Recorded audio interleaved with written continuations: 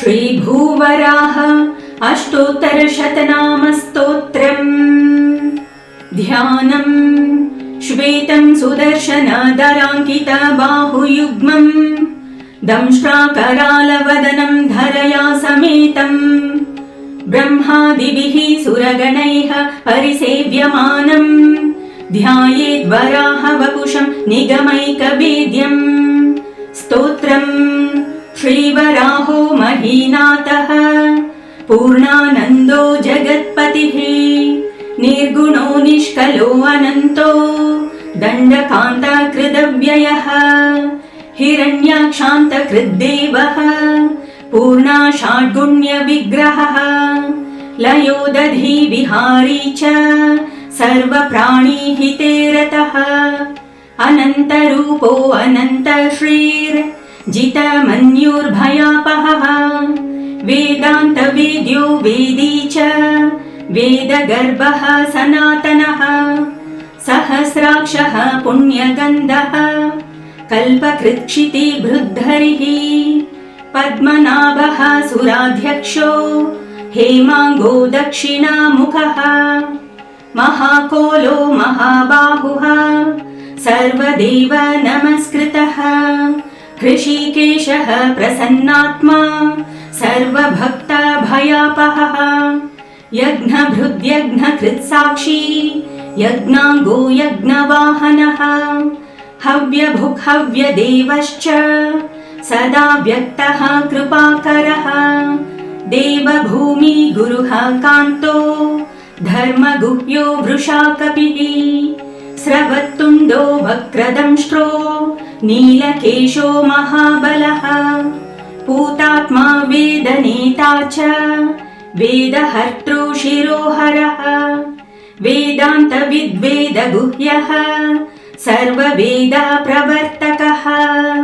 गभीराक्षस्त्रीधामा च गभीरात्मा अमरेश्वरः आनन्दवनगो दिव्यो ब्रह्मनासा समुद्भवः सिन्धुतीरनिवासी च क्षेमकृत्सात्वतां पतिः इन्द्रत्राता जगत्त्राता चेन्द्रदोर्दण्डगर्वः भक्तवश्यो सदोद्युक्तो निजानन्दो रमापतिः श्रुतिप्रियः शुभाङ्गश्च पुण्यश्रवणकीर्तनः सत्यकृत् सत्यसङ्कल्पः सत्यवाक् सत्यविक्रमः सत्ये निगूढः सत्यात्मा कालातीतो गुणाधिकः परञ्ज्योतिः परन्धाम परमः पुरुषः परः कल्याणकृत् कविः कर्ता कर्मसाक्षी जितेन्द्रियः कर्मकृत् कर्मकाण्डस्य सम्प्रदाय प्रवर्तकः सर्वान्तकः सर्वगश्च सर्वदः सर्वभक्षकः सर्वलोकपतिः श्रीमान्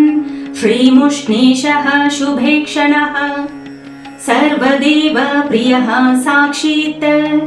एतन्नामाष्टकं शतम् सर्ववेदाधिकं पुण्यं